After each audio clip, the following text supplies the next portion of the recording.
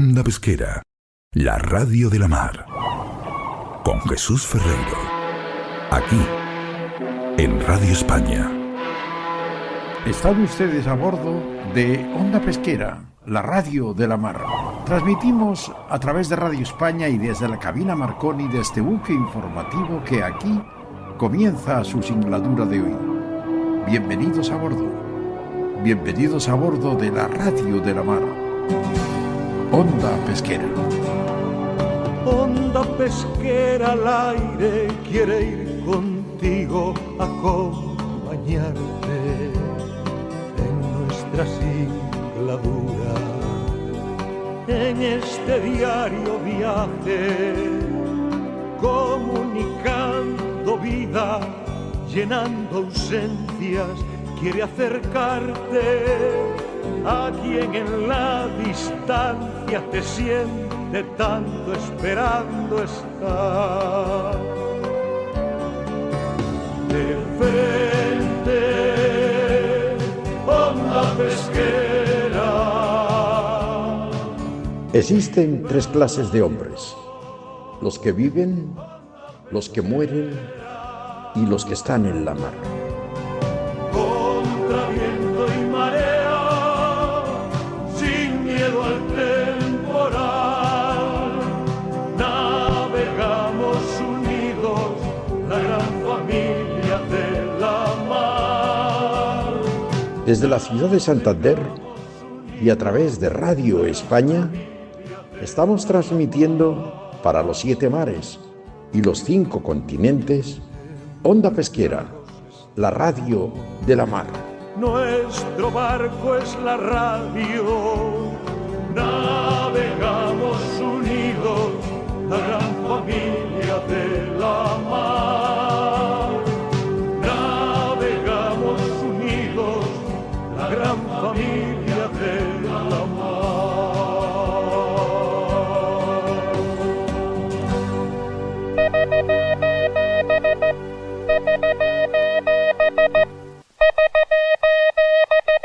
Como bien dice Pipo Prendes, navegamos unidos la gran familia de la mar, aquí en Onda Pesquera.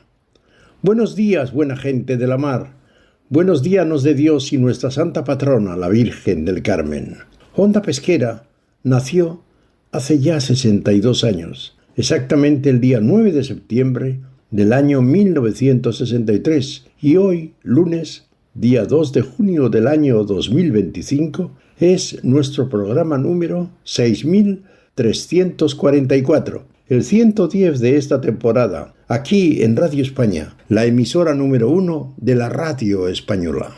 Saludos para toda nuestra buena gente de la mar, especialmente para los que ahora mismo nos estáis escuchando lejos de vuestros seres queridos, a bordo de vuestros barcos pesqueros, buques mercantes, barcos de recreo y naturalmente buques de nuestra Armada Española. Para que nos podáis escuchar desde cualquier punto de los 7 mares, transmitimos desde Radio España a través de todas sus plataformas internacionales: Seno FM, Google Podcast, Spotify y Amazon, y también a través de YouTube. Saludos especiales, cómo no, a toda nuestra audiencia de Radio Intercontinental de Madrid, que transmite en directo Onda Pesquera a través de su frecuencia 95.4 de la FM de Madrid.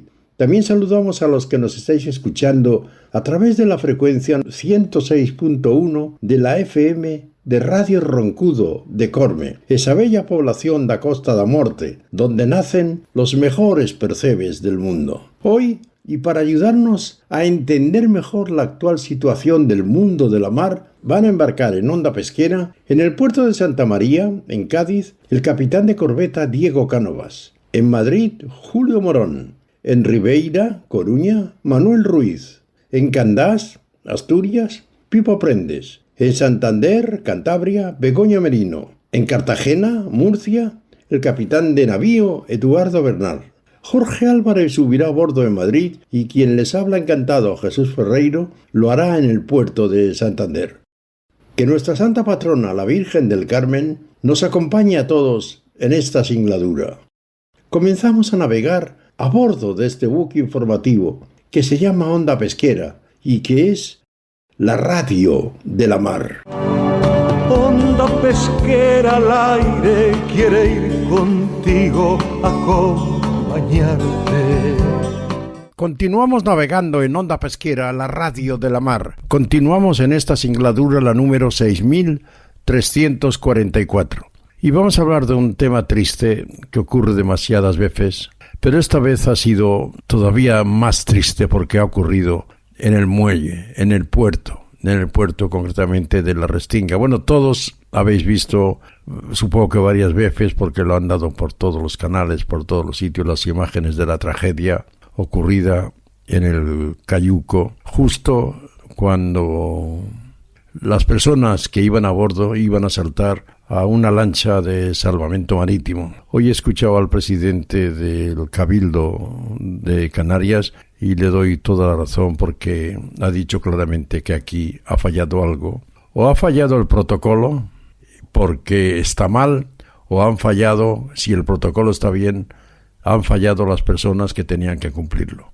Porque lo que parece increíble, desgarrador, terrible, es que esa pobre gente que se ha echado a la mar para hacer otra vida, para ganarse la vida mejor de lo que se ganaba, resulta que cuando ya habían finalizado el viaje, mal viaje, porque lo pasaron mal, había mucho viento y mucho frío, son muchos días de navegación, cuando ya estaban en tierra, cuando iban a saltar a la lancha de salvamento marítimo, resulta que se vuelca el Cayuco. ¿Por qué? Porque se pone mucha gente a saltar a la vez en el mismo costado. Óigame, salvamento marítimo. Y allí estaban, el salvamento marítimo, Cruz Roja, capitanías, un montón de gente que se dedica profesionalmente.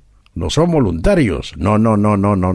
Son personas que cobran por hacer ese trabajo. En salvamento marítimo, en Cruz Roja del Mar. Ahora ya no hay voluntarios, ahora hay profesionales que cobran del heraldo público. Oiga, no es la primera vez que ocurre, que no es la primera vez. ¿Pero por qué? Es la primera vez que ocurre cuando el barco está atracado a puerto. Es la primera vez. Oiga, si sabe que se van a lanzar salvamento marítimo, coja un megáfono y diga que no se acerquen, vayan para el otro lado, o salte uno a bordo del Cayuco.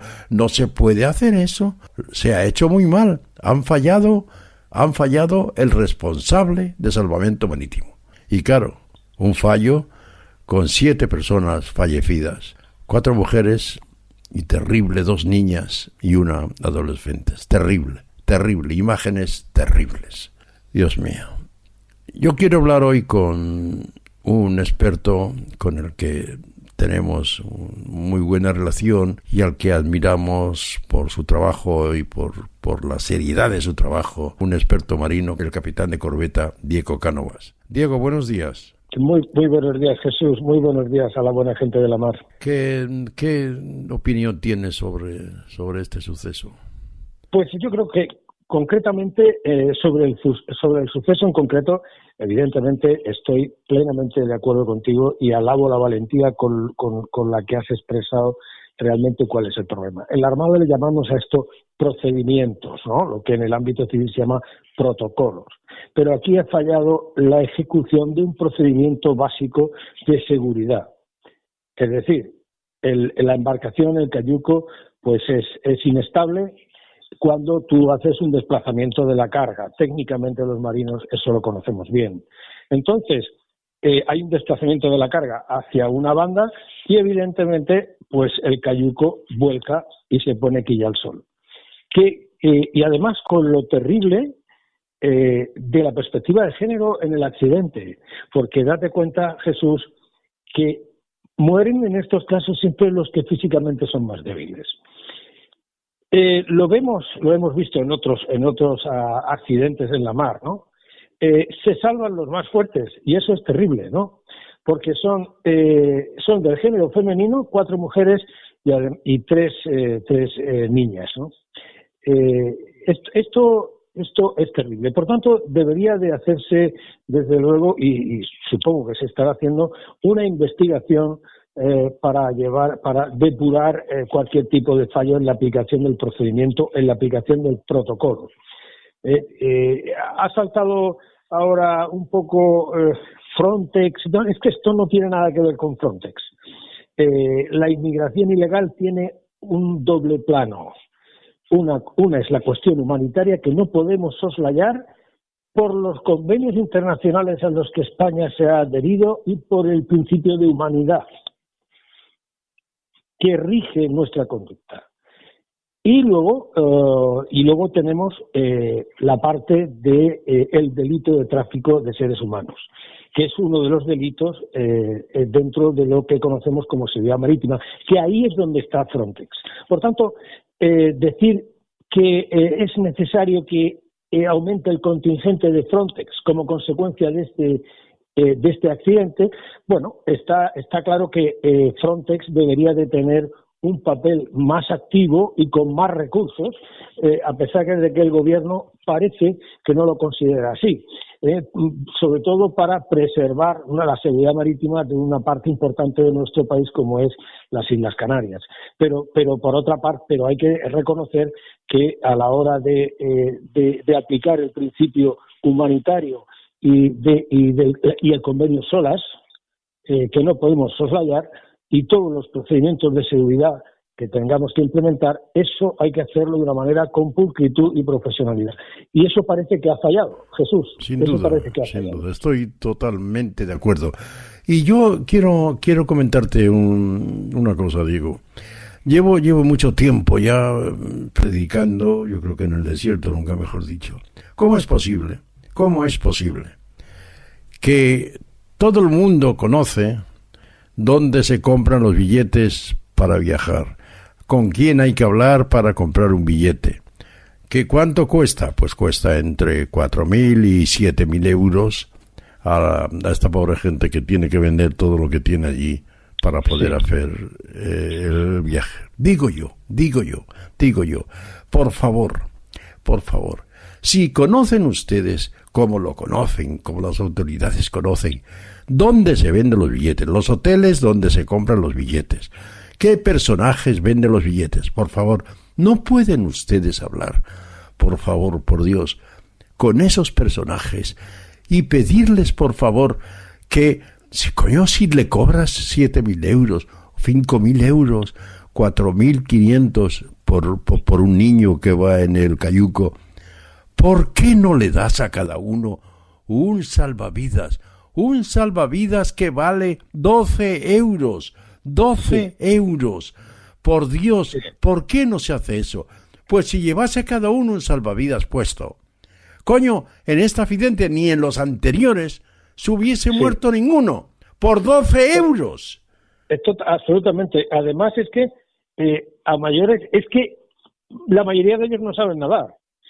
O sea, es decir, es que la probabilidad de tener una vía de agua en embarcaciones precarias, sobrecargadas, la probabilidad es muy alta. Y si sucede, el impacto es la pérdida de la vida segura. O sea, pero esto lo único que viene a decirnos es la inhumanidad que hay detrás del tráfico de seres humanos. Hay miles de personas esperando en las playas de Senegal y Mauritania y Gambia, esperando después de pagar miles de euros para embarcarse en un cayuco y navegar, en el peor de los casos, 1.600 kilómetros, que eso habría que analizarlo en detalle. Esa es otra, ¿no? Esa es otra. Eso habría que analizarlo en detalle.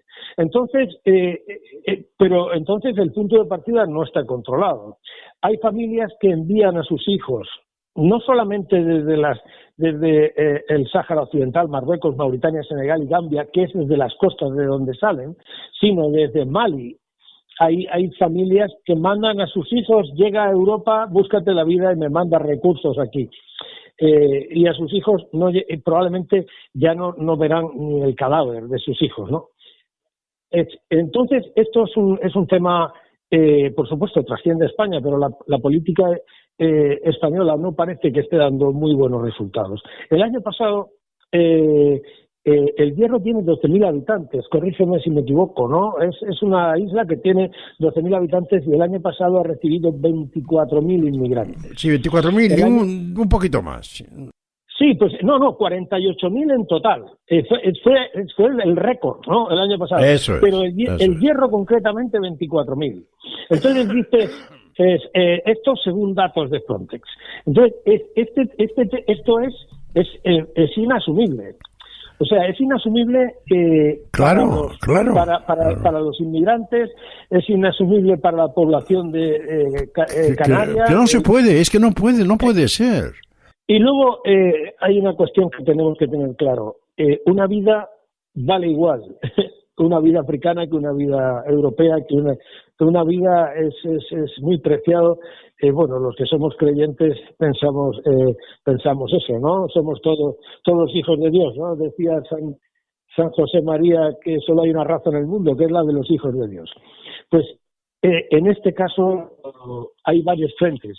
Frente de tratados internacionales, frente de derecho consuetudinario, las costumbres, los principios generales, el principio de humanidad. Hagan algo para investigar esas derrotas, cómo es posible que hagan 1.600 kilómetros un cayuco desde Gambia, qué es lo que sucede en los puntos de salida, que evidentemente el flujo de millones de euros que va de la Unión Europea a esos países no tiene un impacto sobre esto, y al final esto lo que supone es una pérdida importante de vidas humanas. Esto evidentemente va mucho más allá de ser seguridad marítima, es una crisis humanitaria. Humanitaria, totalmente. Bueno, y para los barcos mercantes, la industria marítima también considera esto un elemento, un factor a tener en cuenta a la hora de la planificación de las derrotas. Una pregunta típica que me hacían a mí en el Golfo de Adén, que se dan casos esporádicos de migrantes, ¿no?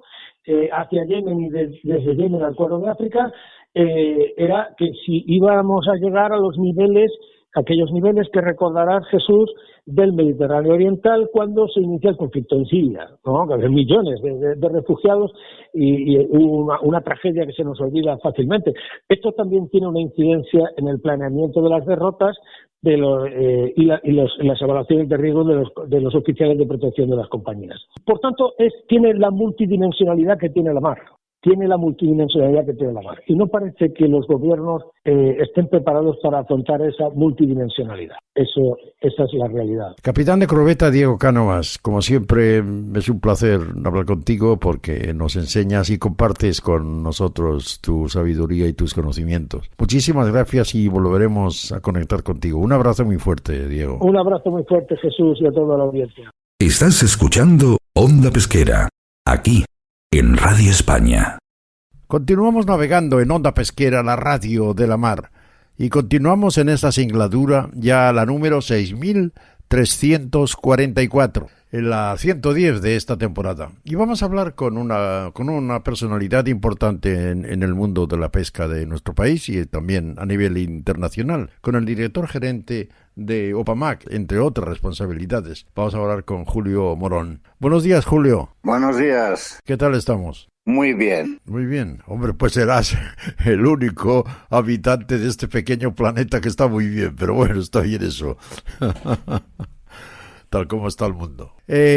No hay buenas noticias por lo que dice vuestra organización OPAMAC sobre el tema de los buques europeos en el Atlántico, que se están quedando sin los mejores caladeros porque los están ocupando los chinos y los coreanos del sur, ¿no? ¿Qué está pasando con estos buques? Que es que ya no nos van a dejar pescar en ningún sitio. Bueno, es que es una sucesión de cosas que veníamos vaticinando, que veníamos avisando, pero que por desgracia pues se va cumpliendo, ¿no? Que la presencia de la flota europea, las exigencias que tenemos como flota europea y el control que tiene la flota europea cumple con la legislación vigente de las organizaciones regionales de pesca, en este caso la ICCAT del Atlántico, y otros no. Y entonces, además, a eso se le junta que la Unión Europea va cediendo posibilidades de pesca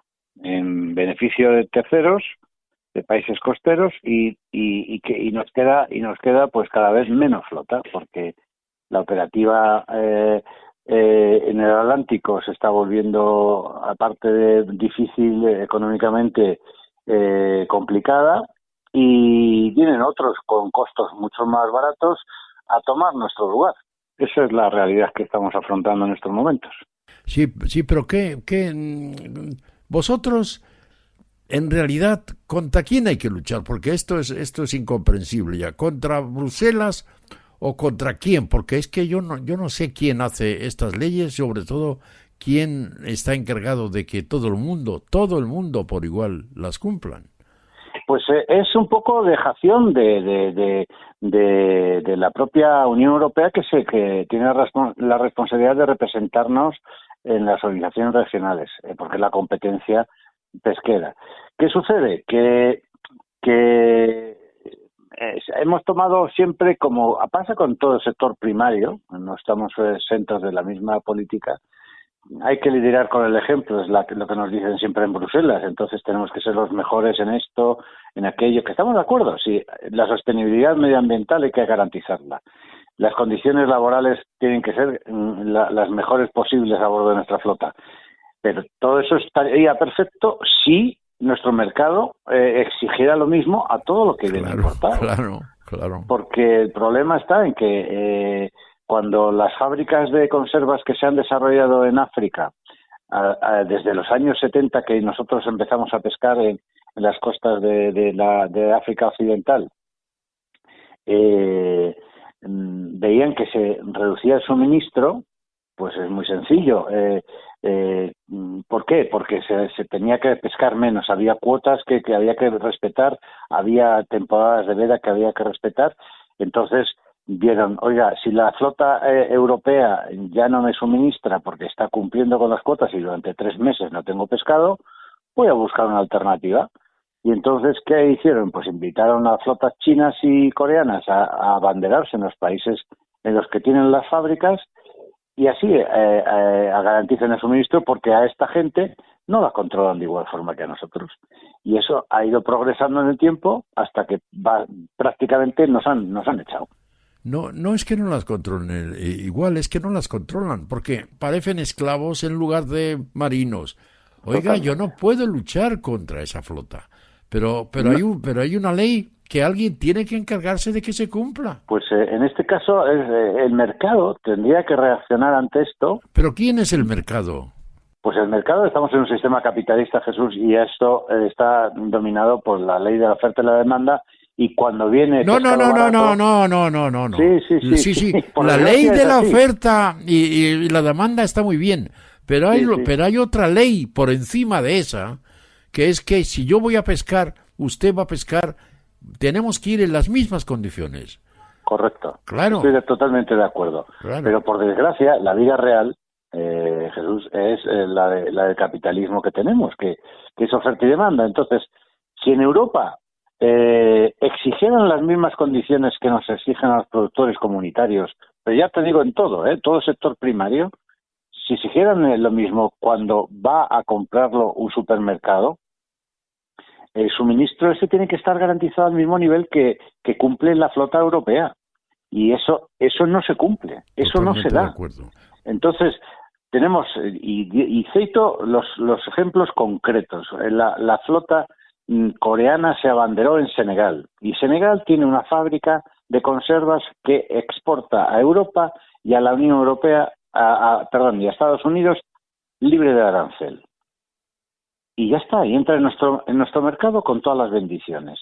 Y mucho más barata, porque barco coreano, sueldo es asiático, producido en África, entra aquí. Y claro, ¿cómo vas a competir tú con eso? El caso de Ghana, 3/4 de lo mismo. Ahí están chinos y coreanos suministrando a la fábrica de Thai Union que tiene en Ghana, y entrando de igual manera en la Unión Europea. Señores, es que esto es lo que no puede ser. A nosotros, sin embargo, nos piden cumplir con todo, cumplimos con las medidas de gestión, y si no las cumplimos, la administración española nos multa. Ese es el tema. A los demás les dejan entrar. Entonces, bueno, y si España controla muy bien su sistema de importaciones, no pasa nada, que hay puertos terceros en la Unión Europea por donde entra el pescado que España controla y no deja de importar. Pues buscan países costeros, o sea, países vecinos de la Unión Europea por donde entra todo este pescado sin ningún problema. Claro. Ese es el problema. Bien, ¿y quién? Yo lo que te pregunto, Julio, ¿quién tiene que solucionar esto? ¿De quién depende esto? Porque de alguien dependerá. Es la Unión Europea, la Unión Europea que tiene que hacer. Pero la Unión Europea también eres tú. Sí, claro. Y los Estados miembros, y España, claro. Francia, Portugal, todos estos estados que al final no sé si no terminan de hacer su trabajo con la propia Comisión Europea, pero bueno, pues hay algo que falla en esto. Estamos esperando que el nuevo comisario, que parece ser que trae buenas intenciones... Sí, lo de parece ser de las buenas intenciones llevo ya escuchando yo mucho tiempo. Sí. Pero es que las intenciones luego hay que plasmarlas.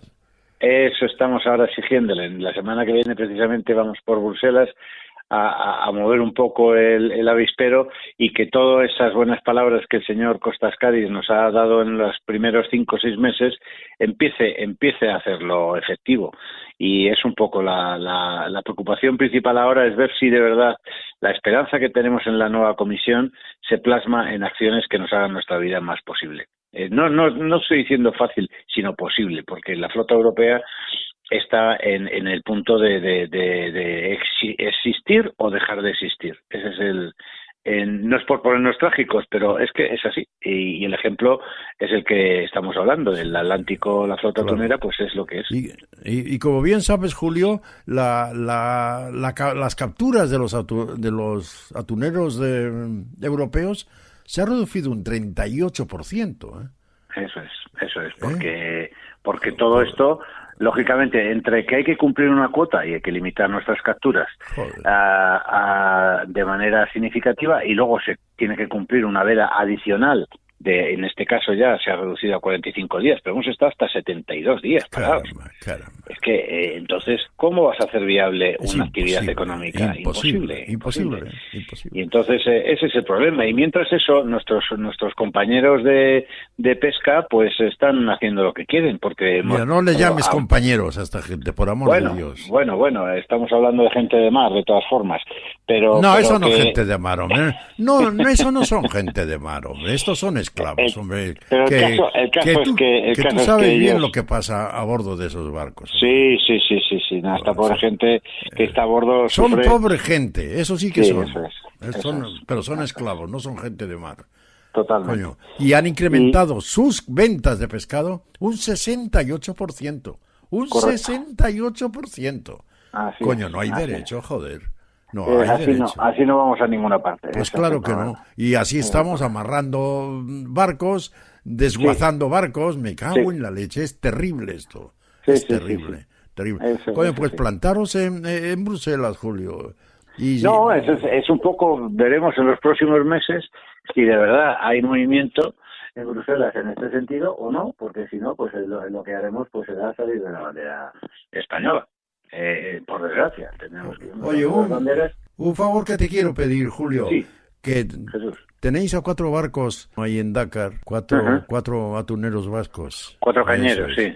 Que me da tanta pena, coño. ¿Qué es lo que puede pasar con esta pobre gente? Bueno, pues tienen que encontrar un caladero alternativo, porque está claro que precisamente la entrada de estos coreanos en Senegal les ha cercenado las posibilidades de pesca allí. Esa ha sido la consecuencia directa. O sea, ya no solamente estamos hablando del cerco, sino de las consecuencias que ha tenido en otros artes de pesca como los cañeros vascos. Bueno, pues a ver si es suerte. Julio, estaremos en contacto contigo porque es un tema preocupante, porque nos estamos quedando sin flota, coño, Y mira que lo venimos anunciando hace tanto tiempo, tantos años. Y nada, y por desgracia, pues cada día tenemos menos barcos, menos gente. En fin, bueno, Julio, muchísima suerte y muchas gracias. Muchas gracias. Y enhorabuena porque sé que estás luchando, que estáis trabajando ahí como... Hacemos lo que podemos, Jesús, hacemos lo que podemos. Gracias, Julio, un abrazo. Un abrazo, gracias. Onda pesquera al aire quiere ir contigo a acompañarte. Continuamos navegando en Onda Pesquera, la radio de la mar. Continuamos en esta singladura, la número 6344. Y vamos a hablar con otra de las personalidades importantes dentro de nuestro sector pesquero, tanto a nivel nacional como internacional. Vamos a hablar con Manuel Ruiz, que es el portavoz de pesca del Partido Popular en el Senado. Una responsabilidad por la que hay que luchar y con la que cada día pues salen a la luz los problemas de nuestro sector. Don Manuel Ruiz, buenos días. Hola, buenos días. He leído y he escuchado y le he visto con mucha atención su intervención en la moción por la que ha instado al gobierno a promover en el seno de la Unión Europea la revisión del modelo de gestión pesquera. Y tengo que felicitarle porque me ha parecido una intervención brillante. Los resultados de esta gestión, de esta intervención, ¿cuándo se van a saber? Bueno, la verdad es que había, digamos, una serie de medidas inmediatas que se podían tomar sobre consecuencias que ya son muy claras que se están produciendo y otras más de futuro, como es la posición de España en la reforma de la política pesquera común, ¿no? Que bueno, ya salió lo que es la consulta pública. Este año tendremos el primer dictamen y, lógicamente, pues resumiendo, a corto plazo es evidente que hay especies que están invadiendo mares y que no lo habían hecho antes, ¿no? Puede ser el atún rojo, el mismo atún común, o lo que nosotros poníamos como ejemplo en el Cantábrico, pues del patudo. ¿Qué ocurre? Pues que el patudo está regulado por una orden ministerial que implica pues la posibilidad de su pesca y también lo regula para los recreativos. Curiosamente, no se regula para los profesionales que lo pueden pescar accidentalmente, que se le obliga a una serie de burocracias, como el hecho de tener que dejarlos en mar, pero anotarlos en el diario electrónico. Y claro, eso es una medida a corto plazo para evitar una discriminación, ¿no? No tiene sentido que los profesionales no se puedan beneficiar de un aumento excesivo de una especie en un lugar donde no la había y por lo tanto va necesariamente a pescarse accidentalmente o no siendo la pesca principal. Y por otra parte ya medidas de futuro. ¿Por qué? Porque estamos viendo que el principio de estabilidad relativa, el principio de cuotas de la reforma del año 2013, pues ya tiene que modernizarse, ir a otros, digamos, modelos de gestión más flexibles, ecosistémicos, porque cualquiera puede darse cuenta cómo las especies están variando de costumbres debido al cambio climático, básicamente, ¿no? Y ahí es donde vemos la tozudez del gobierno negando pues esa posibilidad que creo que al final va a tener que defender en esa reforma pesquera sin duda, ¿no? Porque estamos viendo cómo se está cambiando de una forma importante lo que es las costumbres migratorias de muchas especies y eso tiene que ser tenido en cuenta, ¿no? Aparecen en lugares donde no había, las tienes delante y no las puedes pescar. Es evidente que algo hay que cambiar y sobre todo por una cuestión. Usted piense que el patudo básicamente se alimenta de especies pelágicas, por lo tanto, los barcos españoles o que faenan ahí tienen unas posibilidades a través de las cuotas establecidas. Lo que nadie cuenta que la sobreabundancia de una especie va a influir también en la desaparición de muchos ejemplares. Claro. Entonces, al final, pues tampoco se consigue lo que se pretende, ¿no? Por eso los sistemas tienen que ser más flexibles y sobre todo algo que siempre le estamos diciendo al gobierno. En Europa está muy bien defender con palabras a la pesca española, pero en un, digamos, sistema en el que los informes científicos son lo que más pesan, por el peso ambiental y medioambiental que tienen toda la toma de decisiones, y España no se basa o no tiene esos informes científicos. Claro, así nos va a la hora de negociar, ¿no? Y también lo pedimos y nuestra sorpresa es que no lo hayan aprobado. Pero bueno, al final yo creo que tienen que ser conscientes que su fracaso habitual en las negociaciones tiene mucho que ver con no llevar esos informes, no solo científicos, sino también socioeconómicos de cualquier pesquería. Ya. Pero, ¿qué pasa sobre una sentencia ya dictada por el Tribunal de Justicia de la Unión Europea sobre las artes selectivas como el palangre o el enmalle? ¿Por qué no se cumple esa sentencia? Bueno, hay sentencias contradictorias, ¿no? Hace un mes conocíamos como la reclamación del sector y del gobierno alemán pues vino a decir que por motivos ambientales se puede actuar aún en perjuicio de la flota, pero bueno, siempre nos queda la esperanza de esa sentencia que creo que ahora a mediados del mes de junio tiene que pronunciarse, la que alegaba el sector en Burela y que fue acompañada por el propio gobierno español y la Xunta de Galicia, sobre determinadas artes, ¿no? Porque además hay una cuestión que también poníamos de manifiesto. Usted lo que quiere es proteger ecosistemas marinos vulnerables y sin un estudio pertinente de lo que sería el perjuicio de cualquiera de las artes, usted de forma homogénea pone la misma obligación para lo que puede ser una arte móvil con una arte fija, para lo que puede ser el arrastre con lo que es el palangre, y eso es evidente que bueno, es matar moscas a cañonazos y que perjudica a una serie de sectores que aunque pueda tener influencia, esas influencias no están determinadas en qué forma y sobre todo son muy diferentes entre unas artes y otras. Una cosa, Manuel, usted que tiene mucho poder y mucha influencia. Bastante menos del que uno le gustaría. No creo, no. Por favor, a ver si hacen algo. Tenemos a 3 barcos pesqueros españoles con base en el puerto de Bermeo, Vizcaya, abandonados a su suerte en el puerto senegalés de Dakar. Nadie hace nada por ellos, absolutamente nada. Están desesperados, no saben qué hacer. Llevan desde noviembre, desde finales de noviembre allí. A ver si usted puede hacer algo por ellos, por favor. Pues cuando menos lo que son iniciativas parlamentarias sí va a ser una obligación y así lo tendrá en cuenta. Espero que la verdad se preocupen un poco más por ese mundo del mar que no saben lo que significa nada, pues estar lejos de casa, estar en otros puertos, los barcos amarrados. Precisamente también otra de las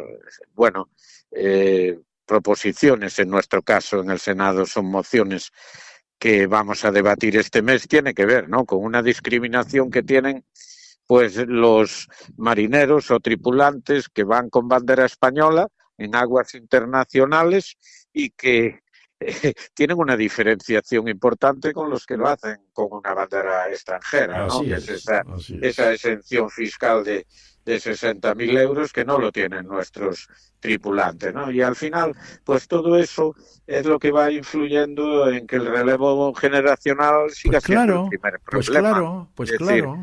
Problemas de índole fiscal, problemas de índole de habitabilidad, mientras la potencia de las embarcaciones se mide como se mide a la hora de tener fondos FEMPA, pues va a hacer que los barcos de más de 24 metros que son importantísimos a la hora de facturar en este país, pues no se puedan beneficiar de esas ayudas y no se estén buscando mejoras en la habitabilidad, ¿no? Es decir, hoy en día yo creo que cada tripulante, a ser posible, tenía que tener su habitación, su catre, ese tipo de mejoras que dices, oye, no voy y es el catre 24 horas que sale un compañero, me meto yo en el mismo. Eso ya creo que tenía que ser parte absoluta del pasado y que no puedan llegar a las ayudas, pues parece, ¿verdad?, un error importante de los fondos, que también pedimos que en este nuevo periodo operativo,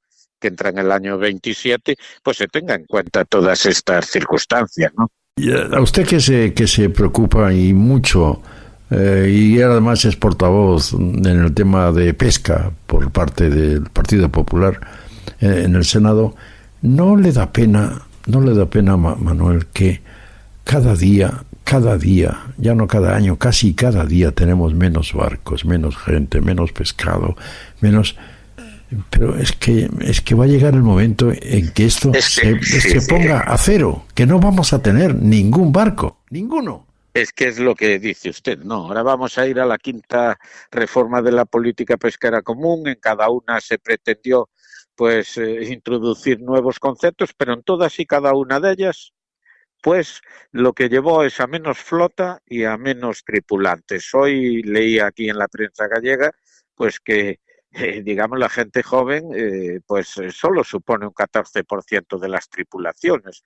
Si eso lo unimos de que el 25% ya es gente que viene a ganarse la vida desde otros países porque aquí ya no le vemos atractivo a la pesca, pues vemos que si no tomamos medidas que realmente un trabajo duro esté recompensado con otra serie de medidas, como pueden ser esas exenciones fiscales, la habitabilidad de los lugares de trabajo, etcétera, etcétera, pues difícilmente va a ser atractivo. Cuando alguien saca un título, pues se olvida de la pesca y busca incluso dentro del mar otros sectores, como puede ser la marina mercante, etcétera, etcétera, ¿no? Claro. Incluso las banderas de otros países. De otros países, eso es. Así es como estamos y espero que bueno, yo sobre todo lo que le pedía al ministro es que este tipo de medidas que, como estoy hablando, la reforma pesquera común o el nuevo periodo financiero... ¿A qué ministro se refiere, perdón? Al señor Planas, ¿no? Que cuando menos este tipo de decisiones que van a superar su legislatura de todas, pues que se tomen también con consenso o por lo menos con la opinión del grupo mayoritario de este país, porque no nos olvidemos que no estamos gobernando, pero es el primer partido de este país ninguna duda. En votos y por lo tanto, bueno, una decisión que va a afectar a la pesca, que va a afectar por décadas, pues posiblemente yo creo que lo mínimo que podía hacer es tenernos en cuenta. Por eso también vamos a interpelar al ministro en próximos plenos, cuando menos para tener la oportunidad de que en la moción consecuencia de esa interpelación, pues se escuche la posición del partido mayoritario, ¿no? Manuel Ruiz, muchísimas gracias. Como siempre, a usted por su atención y sobre todo por la atención que tiene al mundo de la pesca, que tan necesaria es. Un fuerte abrazo, Manuel. Navegamos unidos, la gran familia de la mar.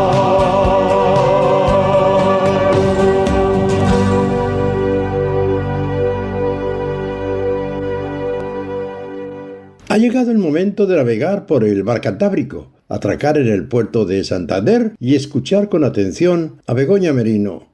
Buenos días, Begoña, adelante. Buenos días, Jesús. Hoy quisiera hablar de algo tan obvio como es ya en nuestros días el agua y la higiene y el culto que en épocas pasadas se tuvo precisamente a los baños. Aunque ya griegos y romanos hicieron de estos hábitos y espacios del agua encuentros de referencia en la actividad no solo social, sino también política y empresarial, es en el siglo XVII cuando resurgen con fuerza renovada. Concretamente, en Europa, que nos toca más de cerca, la importancia que se le dio a los tratamientos con aguas termales no deja de ser curioso en una población que no destacaba precisamente por sus hábitos de higiene. Los baños o balnearios como terapia, bien fuera por inmersión mediante chorros a presión fríos o calientes o sencillamente beber estas aguas medicinales, lo cierto es que estaban muy presentes sobre todo entre las clases pudientes para preservar la salud.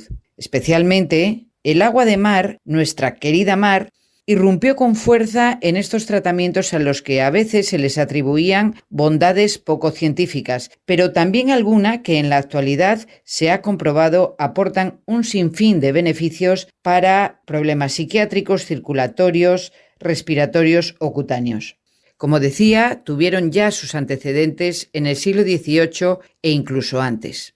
Los que vivimos en lugares de costa como Santander o San Sebastián tenemos muy presentes en la estética urbana y en las fiestas de la ciudad que ponen en valor las costumbres de otras épocas, los famosos baños de ola, que a finales del siglo XIX y principios del XX hacían del disfrute terapéutico de estos baños casi un acontecimiento veraniego. Inglaterra, Francia, Suiza o Bélgica fueron pioneros en este nuevo culto a la balneoterapia que emplea las propiedades del agua para el cuidado de la salud, lo cual también favoreció que mejorasen los hábitos de higiene en una época en la que asearse no solo no era habitual, sino que estaba mal visto e incluso era considerado pecaminoso. En la actualidad, estos centros de agua, balnearios o spas tienen un enorme valor lúdico además de terapéutico. En nuestros destinos turísticos, casi todas las instalaciones hoteleras cuentan con su propio centro de agua o spa, palabra que tiene dos posibles orígenes. El más inmediato sería el de la ciudad belga de Spa, famosa desde siglos atrás por sus baños termales, y otro origen, el que a mí más me gusta, que es la expresión latina salus per aquam, SPA, que significa salud a través del agua. Y con esto nos despedimos hasta la próxima semana, deseando tengan un momento de relax y salus per aquam para todos nuestros oyentes. Onda pesquera al aire quiere ir contigo a acompañarte.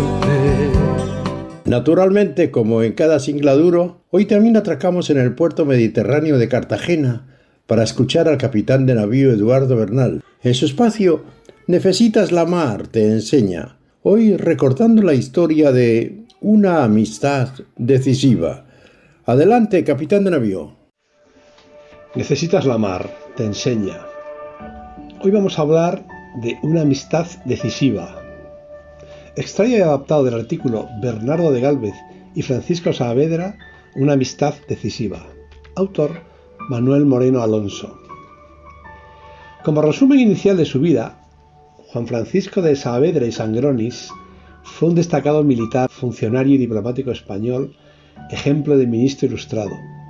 Desempeñó altas responsabilidades tanto en España como en América durante el reinado de Carlos III, destacando por su actuación como comisario regio plenipotenciario en la expulsión de los ingleses del Golfo de México y en el apoyo español a la independencia de las colonias británicas de Norteamérica.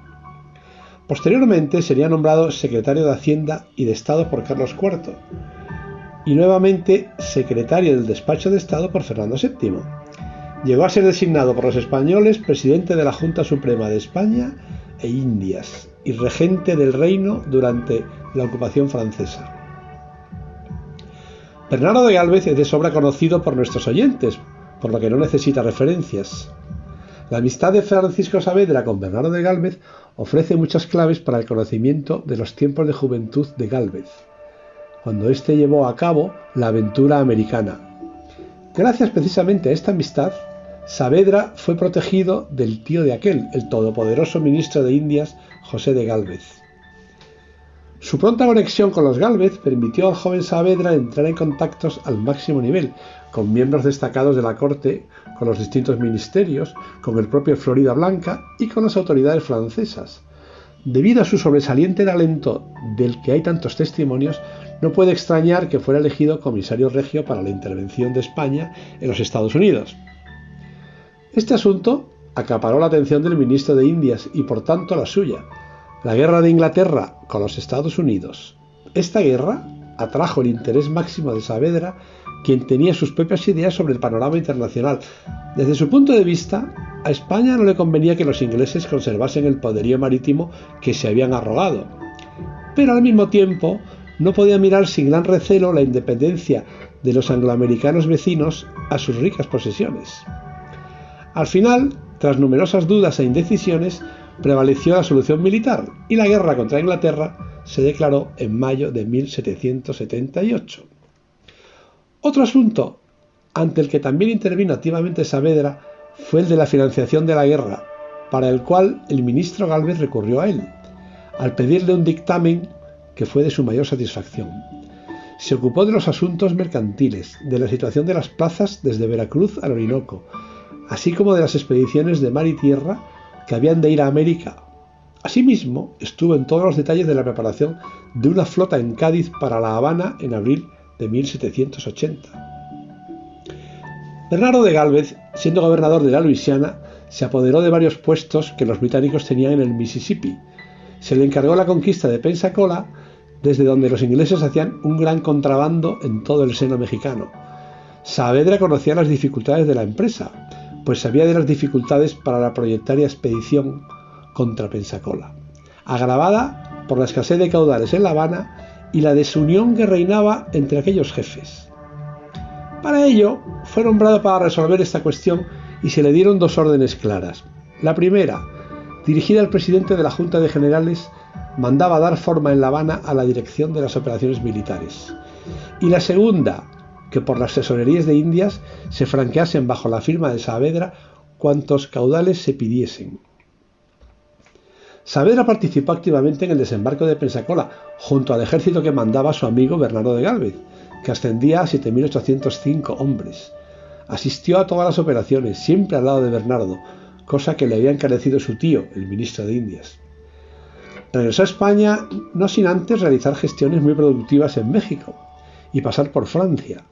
Llegó en julio de 1782 y fue recibido por los ministros Gálvez, Floridablanca, y después por Carlos III, ante quien Saavedra expuso con detalle su misión en América al lado de su amigo Bernardo de Gálvez.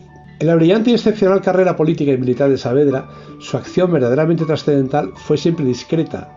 Andando el tiempo después de su paso por el ministerio y por los cargos de responsabilidad en la lucha contra los franceses, a él se debió su acción clave en la defensa de Cádiz, durante el asedio napoleónico de la ciudad, en tiempos de las Cortes Gaditanas, como miembro de la regencia, junto con el propio general Castaños y el almirante Escaño. Portentosa la vida de este personaje, que este relator considera poco conocido y menos aún reconocido. Capitán de navío Eduardo Bernal González Villegas, Instituto de Historia y Cultura Naval, Onda Pesquera, de Radio España. Navegamos unidos, la gran familia de la mar. Estás escuchando Onda Pesquera con Jesús Ferreiro, aquí en Radio España. Continuamos navegando en Onda Pesquera, la radio de la mar. Y hoy tengo el placer, el orgullo, la satisfacción personal y profesional de terminar el programa de una forma bella, con esa letra que yo les he leído muchísimas veces cuando comenzaba Onda Pesquera, que decía: porque ha perdido una perla, llora una concha en la mar. Porque el sol no se ha asomado, está triste el pavo real. Porque han pasado las horas y su barca no llegó, está llorando en el puerto la novia del pescador. Por todo lo que más quieras, dime que sí. Por tu madrecita buena, dime que sí. ¿Que me vas a querer tanto? Dime que sí. Que me vas a querer tanto como yo te quiero a ti. Pipo Prendes, buenos días. Qué bonito, Jesús. Muy buenos días. Qué bien. Qué bonita canción. Qué bonita canción has hecho con tu buena amiga Pasión Vega. Sí, la verdad es que lo disfrutamos mucho. Esta es un clásico, pero hay canciones que tienen tanta elegancia y tanta energía y tanta fuerza que incluso cuando se declaman, como es tu caso, y que lo haces tan bien, con esa tan bonita voz, llegan, conectan muchísimo, conectan los corazones, ¿no? Solo con la palabra, es verdad, una canción muy bonita, viajera.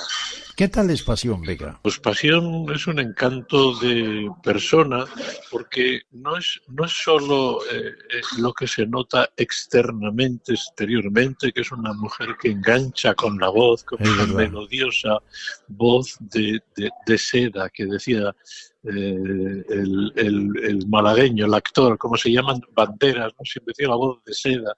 Es una mujer de actitud y lo que refleja exteriormente, externamente, es así, desde dentro, surge de verdad, una mujer auténtica. Oye, Pipo, ¿dónde grabasteis esta canción? Pues esa canción está grabada en directo por mi equipo de comunicación el 24 de abril pasado en el Teatro Campoamor de Oviedo. Está grabada en el concierto que yo bauticé con el nombre de esencia, de raíz, es el concierto que Pasión y yo dimos, como te digo, el mes pasado. ¿Y cuándo vais a venir por Santander y por el resto del norte?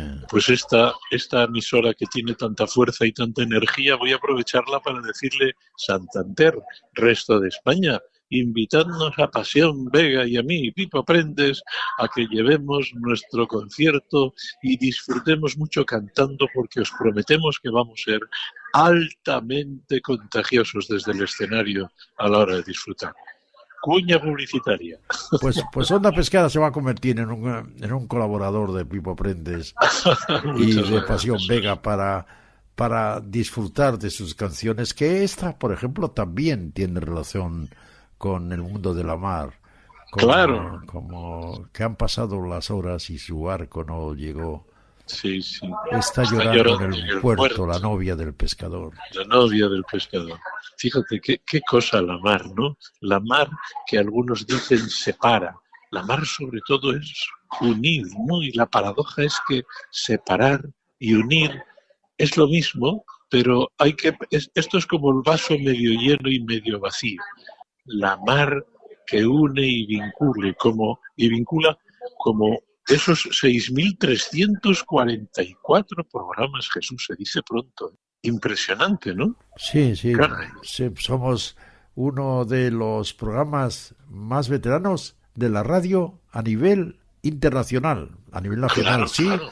Siendo un programa especial para la mar. Es que eso no es normal. Pipo, que de verdad ya sabes que te queremos y ahora vamos a gozar escuchando la canción de Pipo Prendes y de Pasión Vega. ¿Por qué se llama Viajera? Pues no sé el origen de la canción, ¿no? Pero yo creo que todo lo que tiene que ver con la mar se trata de viajar y se pone en femenino, como tú y yo hacemos cuando hablamos de la palabra mar. Siempre ponemos el artículo femenino delante. Pero curiosamente yo he estado mirando en la letra de la canción y en ningún momento habla de viajar. Habla de viajera, sí.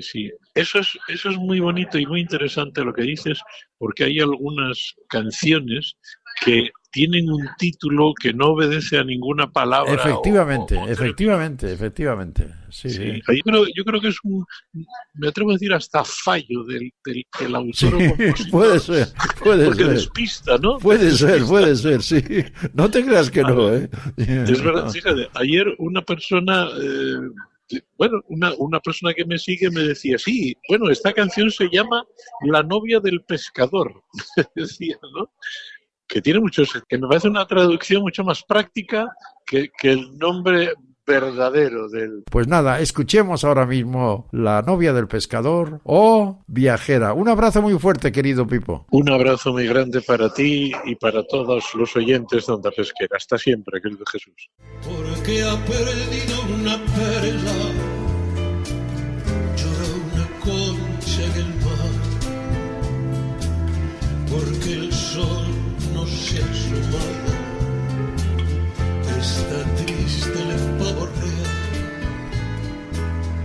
porque han pasado las horas y la barca no volvió, está llorando en el puerto la novia del pescador, por todo lo que más quiera, dime que sí, por tu madrecita buena, dime que sí, que me vas a querer tanto, dime que sí, que me vas a querer